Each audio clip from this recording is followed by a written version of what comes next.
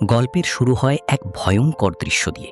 বিশাল এক পাহাড়ের সুউচ্চ চূড়া চিরে একদল ভয়ঙ্কর দানব দ্রুত সামনে এগিয়ে আসছিল।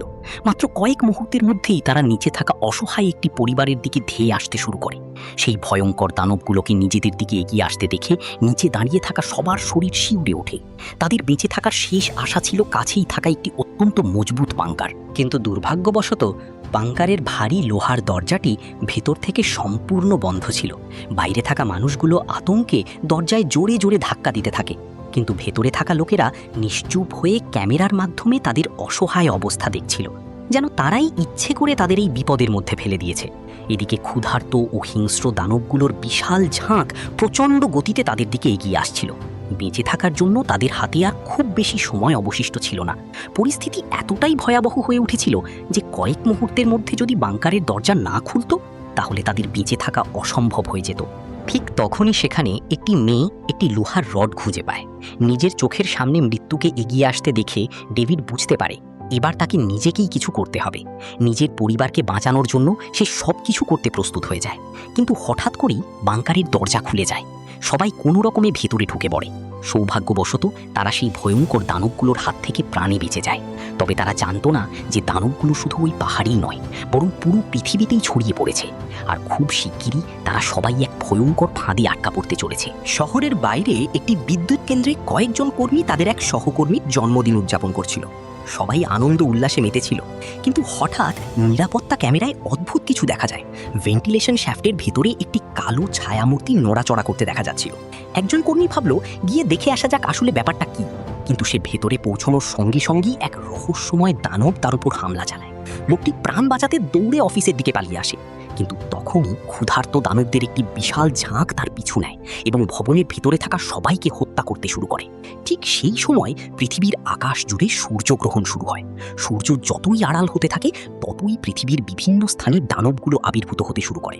তারা শহরগুলোর ওপর ঝাঁপিয়ে পড়ে, লক্ষ লক্ষ মানুষকে হত্যা করে, ভবন ধ্বংস করে এবং চারদিকে ভয়াবহ তাণ্ডব চালায়।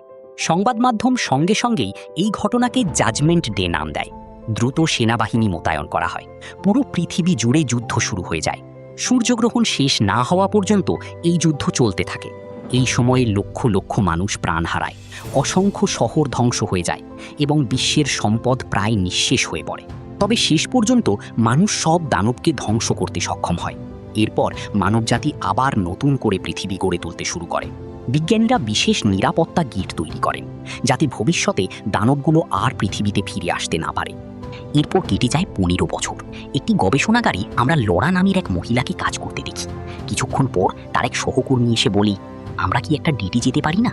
আসলে লরার ডিভোর্স হয়ে গেছে। তার একটি ছেলে রয়েছে যে তার সঙ্গেই থাকে, তবে প্রতি সপ্তাহান্তে তার সাবেক স্বামী ছেলেকে নিজের কাছে নিয়ে যায়। তাই লরার সহকর্মী জানতো যে সপ্তাহান্তে সে ফাঁকা থাকে, আর সেই কারণেই তাকে ডেটের প্রস্তাব দিয়েছিল। প্রথমে লরা রাজি হয় না, কিন্তু সহকর্মীর বারবার অনুরোধে শেষ পর্যন্ত সে সম্মতি দেয়। অন্যদিকে লরার ছেলেকে তার এক বান্ধবীর সঙ্গে দেখা যায়। বান্ধবীটি খুবই উদ্বিগ্ন ছিল। ছেলেটি জিজ্ঞেস করে, তুমি এত চিন্তিত কেন? মেয়েটি বলে, আগামীকাল সূর্যগ্রহণ, আর আজ থেকে ঠিক 15 বছর আগে এমনই এক সূর্যগ্রহণের দিন সেই ভয়ঙ্কর প্রাণীগুলো গেট থেকে বেরিয়ে এসেছিল। তারা পুরো পৃথিবীতে ধ্বংসযজ্ঞ চালিয়েছিল এবং কোটি কোটি মানুষকে হত্যা করেছিল। তখন লরার ছেলে তাকে আশ্বস্ত করে বলে, গত 15 বছরে অনেকবার সূর্যগ্রহণ হয়েছে, কিন্তু সেই প্রাণীগুলো আর কখনো ফিরে আসেনি। কালও তারা আসবে না। এরপর সে বাড়ি ফিরে আসে। সেখানে তার বাবা ডেভিড তাকে নিয়ে যাওয়ার জন্য অপেক্ষা করছিলেন, কিন্তু ডেভিড আর লরার সম্পর্ক মোটেও ভালো নয়। তাদের মধ্যে প্রায়ই তর্ক বিতর্ক লেগেই থাকে। এদিকে অন্য এক জায়গায় দেখা যায় সেই গেটগুলোকে, যেগুলো 15 বছর আগে বিস্ফোরণ ঘটিয়ে বন্ধ করে দেওয়া হয়েছিল। এলাকাটি কঠোর নিরাপত্তায় ঘেরা, কিন্তু সেদিন সেখানে কর্মরত নিরাপত্তারক্ষীরা অদ্ভুত কিছু অনুভব করতে শুরু করে। তারা বুঝতে পারে 15 বছর আগে যেভাবে ওই প্রাণীগুলো এখান থেকে বেরিয়ে এসেছিল, ঠিক সেভাবেই তারা আবার ফিরে আসতে চলেছে। ফলে পুরো এলাকা জুড়ে আতঙ্ক ছড়িয়ে পড়ে। ঠিক তখনই ডেভিডের কাছে তার চাচার ফোন আসে। তিনি বলেন, আমি তোমাকে যে জায়গাটার কথা বলেছিলাম সেখানে তোমাকে তোমার পুরো পরিবারকে নিয়ে সেই জায়গায় যেতে হবে। এদিকে টেলিভিশনে জরুরি সংবাদ প্রচার করা হচ্ছিল। সেখানে জানানো হয় সমুদ্রে হঠাৎ করেই অসংখ্য মাছ মারা যাচ্ছে। লরার ছেলে সেই খবর দেখছিল। সংবাদে আরও বলা হয় আগামীকাল সূর্যগ্রহণের দিন 15 বছর আগে আসা সেই ভয়ঙ্কর প্রাণীগুলো আবারও পৃথিবীতে ফিরে আসতে পারে। অর্থাৎ পৃথিবী আবারও এক ভয়াবহ ধ্বংসযজ্ঞের মুখোমুখি হতে পারে। এই খবর শুনে লরা ডেভিডকে ফোন করে, কারণ ডেভিড তাদের ছেলেকে নিজের বাড়িতে নিয়ে গিয়েছিল। লরা বলে, আমার ছেলেকে আমার কাছে ফিরিয়ে নিয়ে আসো। ডেভিড তাকে আশ্বস্ত করে বলে, চিন্তা করো না, আমাদের ছেলে আমার কাছেই নিরাপদ আছে। কিন্তু ছেলের ঘরে গিয়ে ডেভিড অবাক হয়ে যায়। টিভি চলছে, কিন্তু ছেলেটি সেখানে নেই। বিষয়টি জানাজানি হতেই লরাও ভীষণ উদ্বিগ্ন হয়ে পড়ে। এদিকে লরার সেই সহকর্মী, যার সঙ্গে তার ডেটে যাওয়ার কথা ছিল, এসে বলে, আমাদের এক্ষুনি একটা জায়গায় যেতে হবে। আমি একটি শেল্টার হোমের ব্যবস্থা করেছি। কাল প্রাণীগুলোর আক্রমণের আশঙ্কা রয়েছে। কিন্তু লরা জানায় যে তার ছেলে নিখোঁজ। এরপর তারা মোবাইল ফোনের সাহায্যে ছেলেটির অবস্থান খুঁজে বের করার চেষ্টা করে। কিছুক্ষণ পর তারা তার লোকেশন পেয়ে যায়। আসলে ছেলেটি তার বান্ধবীর সঙ্গে দেখা করতে গিয়েছিল। তারা দুজন একটি পার্কে ছিল। হঠাৎ তারা দেখতে পায় আশপাশের মানুষ আতঙ্কে দৌড়াতে শুরু করেছে। এরপর তারা আকাশের দিকে তাকিয়ে দেখে পাখিগুলো অস্বাভাবিকভাবে উঠছে। এটা ছিল অশনি সংকেত। কারণ 15 বছর আগে যখন সেই ভয়ঙ্কর প্রাণীগুলো পৃথিবীতে এসেছিল, তখনও ঠিক এমনই ঘটনা ঘটেছিল। অর্থাৎ সূর্যগ্রহণ শুরু হওয়ার সঙ্গে সঙ্গেই প্রাণীগুলো আবার পৃথিবীতে চলে আসতে পারে। এর কিছুক্ষণ পর লরা তার সহকর্মীকে নিয়ে সেখানে পৌঁছে যায়। ডেভিডও এসে হাজির হয়। এরপর সবাই একসঙ্গে একই গাড়িতে করে সেখান থেকে বেরিয়ে পড়ে। লরা বলে, আমরা শেল্টার হোমে যাচ্ছি, সেখানে আমরা নিরাপদ থাকব। কিন্তু ডেভিড বলে, আমার চাচা আমাকে আরেকটি জায়গার কথা বলেছেন, আমার মনে হয় আমাদের সেখানে যাওয়া উচিত। তবুও তারা প্রথমে শেল্টার হোমে পৌঁছে যায়, কিন্তু সেখানে গিয়ে দেখে বিশাল ভিড়। তারা ভেতরে ঢুকতে চাইলেই সেনাবাহিনী তাদের থামিয়ে দেয়, কারণ সব শেল্টার হোম ইতোমধ্যেই পূর্ণ হয়ে গেছে। নিরুপায় হয়ে তারা আবার গাড়ি নিয়ে সেখান থেকে বেরিয়ে পড়ে। এরপর ডেভিড তার চাচাকে ফোন করার চেষ্টা করে, কিন্তু তিনি ফোন ধরেন না। ফলে সবাই আরও বেশি দুশ্চিন্তায় পড়ে যায়, কারণ আর মাত্র 10 মিনিট পরই সূর্যগ্রহণ শুরু হতে যাচ্ছে। তারা একটি মহাসড়কে পৌঁছে, যেখানে অসহনীয় যানজট লেগেছিল। ঠিক তখনই তারা আকাশের দিকে তাকিয়ে ভয়ে জমে যায়। দূরে অসংখ্য পাখির মতো দেখতে কালো ছায়া দ্রুত তাদের দিকে এগিয়ে আসছিল। কিন্তু সেগুলো আসলে পাখি ছিল না, সেগুলো ছিল সেই ভয়ঙ্কর প্রাণীগুলো, যারা আবারও পৃথিবীতে ফিরে এসেছে। মুহূর্তের মধ্যেই গাড়ির ভিতরে থাকা সবাই আতঙ্কে কাঁপতে শুরু করে। তারা বুঝতে পারে 15 বছর আগের সেই দুঃস্বপ্ন আবারও ফিরে এসেছে। এখন তাদের সামনে একটাই লক্ষ্য, যেভাবেই হোক বেঁচে থাকা। তারা দ্রুত গাড়িতে উঠে বসে। ডেভিড নিজেই গাড়ি চালাতে চেয়েছিল, কিন্তু লরার সহকর্মী তার সঙ্গে তর্কে জড়িয়ে পড়ে। সে বলে, এটা আমার গাড়ি, তাই আমি চালাবো। কিন্তু ঠিক তখনই আকাশ থেকে একটি উড়ন্ত দানব নেমে আসে। মুহূর্তের মধ্যে সেটি লোকটিকে তুলে নিয়ে আকাশে উড়ে যায়। ঘটনাটি এত দ্রুত ঘটে যে কেউ কিছু করার সুযোগই পায় না। এরপর ডেভিড আর সময় নষ্ট না করে দ্রুত গাড়ির ড্রাইভিং সিটে বসে পড়ে এবং নিজের পরিবারকে নিয়ে সেখান থেকে পালিয়ে যায়। এখনো পর্যন্ত কেউ জানে না এই ভয়ঙ্কর প্রাণীগুলো কেন পৃথিবীতে আসে। অনেকের বিশ্বাস তারা মানুষের পাপের শাস্তি দেওয়ার জন্যই আসে। ডেভিডরা ক্রমাগত গাড়ি চালিয়ে সামনে এগিয়ে যেতে থাকে, কিন্তু কিছু দূর যাওয়ার পর হঠাৎ তাদের গাড়ির জ্বালানি শেষ হয়ে যায়। নিরুপায় হয়ে ডেভিড কাছেই দাঁড়িয়ে থাকা আরেকটি গাড়ির দিকে যায়। গাড়ির ভেতরে ঢুকতেই সে দেখতে পায় সেখানে আগে থেকেই একজন লোক লুকিয়ে আছে। লোকটি ডেভিডকে চুপ থাকার ইশারা করে এবং দূরে থাকা একটি প্রাণীর দিকে দেখায়। প্রাণীটিকে দেখে ডেভিডও আতঙ্কিত হয়ে পড়ে। ঠিক তখনই লরা ও তার ছেলে গাড়ি থেকে বেরিয়ে আসে, আর তাদের দেখেই সেই দানবটি তাদের দিকে এগিয়ে আসতে শুরু করে। পরিস্থিতি ভয়াবহ হয়ে ওঠে। হঠাৎ যে লোকটির গাড়িতে ডেভিড লুকিয়েছিল সে সাহস করে বাইরে বেরিয়ে আসে। এরপর সে প্রাণীটির দিকে এক মুঠো লবণ ছুঁড়ে মারে, কারণ সে জানতো এই প্রাণীগুলোকে হত্যা করার একমাত্র উপায় হলো লবণ। লবণের আঘাতে প্রাণীটি দুর্বল হয়ে পড়ে, কিন্তু মারা যাওয়ার আগেই সেটি লোকটার উপর ঝাঁপিয়ে পড়ে এবং তাকে নির্মমভাবে হত্যা করে। তবে এই আত্মত্যাগের কারণে ডেভিড ও তার পরিবার পালানোর সুযোগ পেয়ে যায়। তারা দ্রুত সেখান থেকে বেরিয়ে পড়ে এবং সেই নির্জন স্থানে পৌঁছে যায় যার ঠিকানা ডেভিডের চাচা তাকে দিয়েছিলেন। কিন্তু সেখানে পৌঁছে দরজায় বারবার কড়া নাড়লেও কেউ দরজা খোলে না। চারপাশে জনমানবহীন নীরবতা। ডেভিড বুঝতে পারে না এখন কি করা উচিত। ঠিক তখনই তারা দেখতে পায় আশপাশের উঁচু পাথুরে পাহাড় থেকে অসংখ্য দানব তাদের দিকে এগিয়ে আসছে। মনে হচ্ছিল তারা সবাই মিলে এই পরিবারটিকে শেষ করে দিতে চায়। ভয়ে সবার অবস্থা খারাপ হয়ে যায়। কিন্তু ঠিক যখন প্রাণীগুলো তাদের কাছে পৌঁছে যাওয়ার উপক্রম, তখনই হঠাৎ দরজা খুলে যায়। ডেভিডের চাচা দ্রুত তাদের চারজনকে ভেতরে টেনে নেন এবং দরজা বন্ধ করে দেন। অল্পের জন্য তারা প্রাণে বেঁচে যায়। ঘরের ভেতরে তারা একজন সৈনিককেও দেখতে পায়। সৈনিকটি বলে, 15 বছর আগে আমিও এই প্রাণীগুলোর মুখোমুখি হয়েছিলাম। আমার পুরো দলকে ওরা হত্যা করেছিল। একমাত্র আমিই বেঁচেছিলাম, কারণ আমি কাদার মধ্যে এবং লবণাক্ত পানিতে লুকিয়ে পড়েছিলাম। সে আরও জানায়, এই প্রাণীগুলোকে মারার একটাই উপায় আছে, লবণ মেশানো পানি। এরপর তারা সিসিটিভি ক্যামেরার পর্দায় দেখতে পায় অসংখ্য দানব এখনও বাড়ির বাইরে ঘোরাঘুরি করছে। তারা দরজা ভেঙে ভেতরে ঢোকার চেষ্টা করছে। সৈনিকটি সবাইকে আশ্বস্ত করে বলে, ভয় পাবার কিছু নেই, এখানে কেউ তোমাদের ক্ষতি করতে পারবে না। কিন্তু ডেভিড তার কথায় পুরোপুরি বিশ্বাস করতে পারে না। সৈনিকটির আচরণ তার কাছে কিছুটা রহস্যজনক মনে হয়। তাই সে নিজের পরিবারকে কাছে রাখার সিদ্ধান্ত নেয় এবং সব কিছুর ওপর সতর্ক নজর রাখতে শুরু করে। ডেভিড তার পরিবারকে বলে, কেউ ঘুমাবে না। এ কথা শুনে সৈনিকটি হঠাৎ ক্ষিপ্ত হয়ে ওঠে। সে নিজের বন্দুক বের করে ডেভিডের দিকে তাক করে। তখনই সবাই বুঝতে পারে এই সৈনিক আসলে বিশ্বাসযোগ্য নয়। প্রকৃতপক্ষে সে প্রতারণা করে এখানে ঢুকেছিল এবং ডেভিডের চাচাকে জিম্মি করে রেখেছিল। আর এ কারণে ডেভিডের চাচা তার ফোন কল রিসিভ করতে পারেননি। ডেভিড শান্তভাবে সৈনিকটিকে বোঝানোর চেষ্টা করে, এখন নিজেদের মধ্যে লড়াই করার সময় নয়। বাইরে অসংখ্য দানব ঘুরে বেড়াচ্ছে, আমাদের একসঙ্গে লড়তে হবে।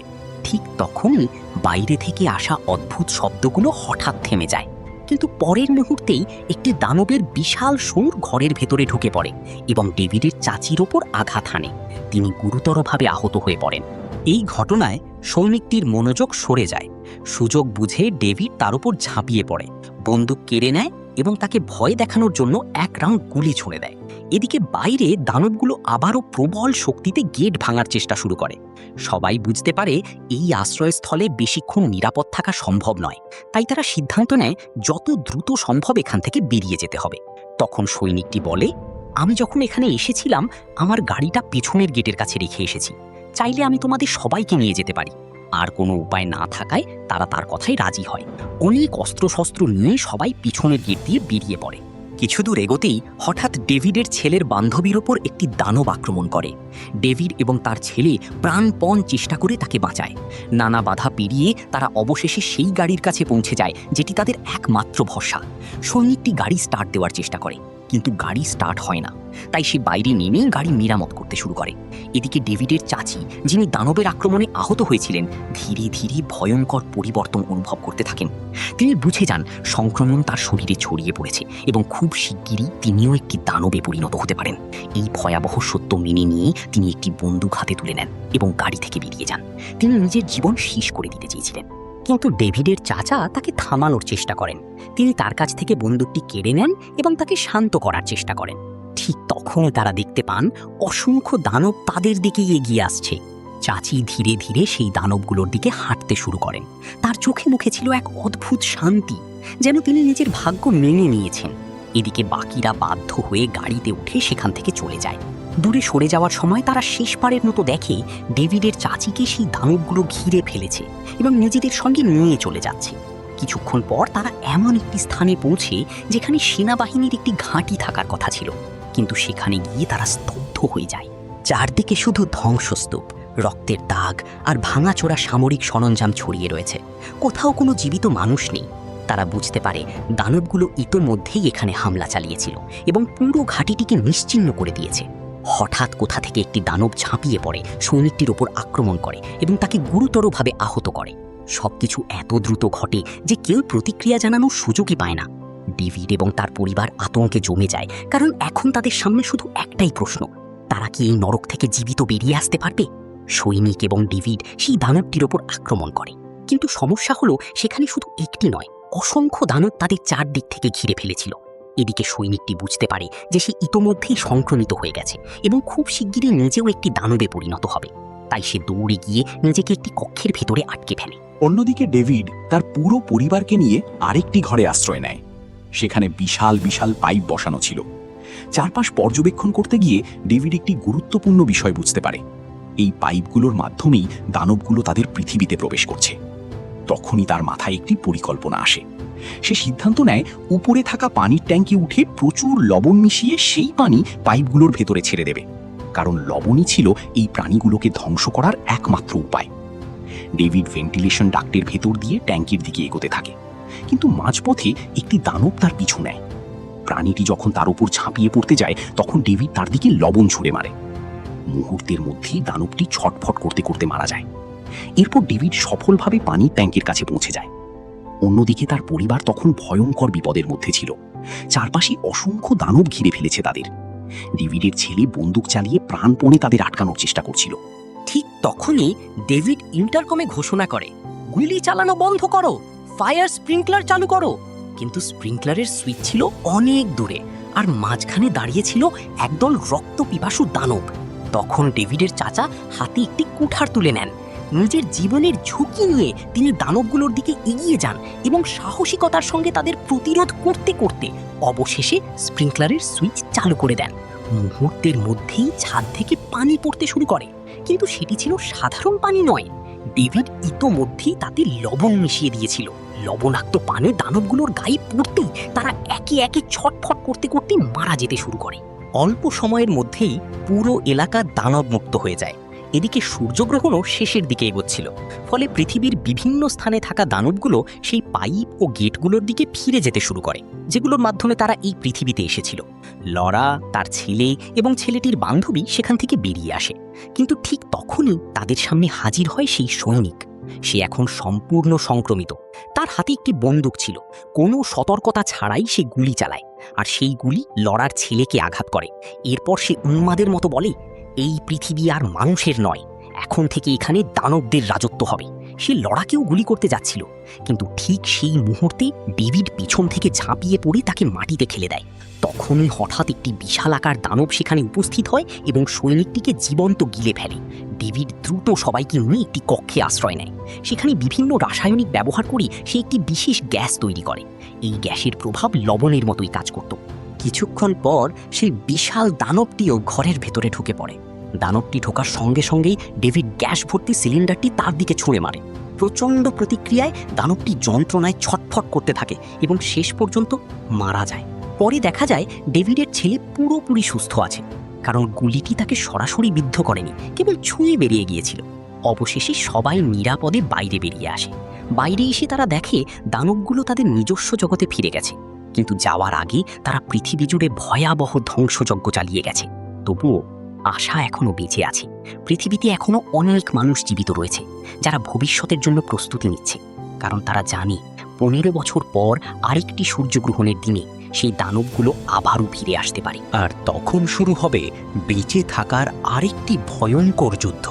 প্রতিটি সিনেমার পেছনে লুকিয়ে থাকে এক নতুন গল্প, আর সেই গল্পগুলো আপনাদের কাছে পৌঁছে দেওয়াই আমাদের উদ্দেশ্য। তাই এমন আরও অসাধারণ গল্প শুনতে আমাদের সঙ্গেই থাকুন। আজকের ভিডিওটি ভালো লাগলে অবশ্যই একটি লাইক দিন, আপনার মতামত কমেন্টে জানান, আর চ্যানেলটি সাবস্ক্রাইব করে রাখুন। আবার দেখা হবে নতুন এক রোমাঞ্চকর অভিযানে।